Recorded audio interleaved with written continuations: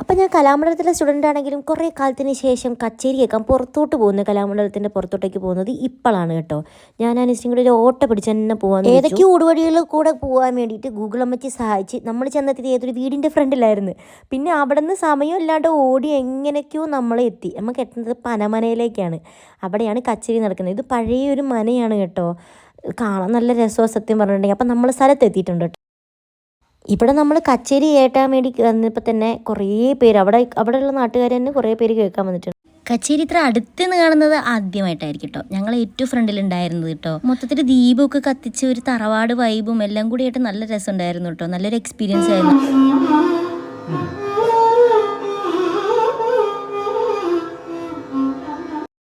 പിന്നെ ഈ വയലും വായിച്ച് ഞങ്ങളുടെ മാഷാണ് കേട്ടോ. പനമന കാണാൻ തന്നെ എന്ത് ഭംഗിയാണ്. എനിക്കും ഒരു ദിവസം ഇവിടെ എന്തായാലും കച്ചേരി നടത്തണം എന്നൊക്കെ ഒരു ചെറിയ ആഗ്രഹമൊക്കെ ഉണ്ട് കേട്ടോ.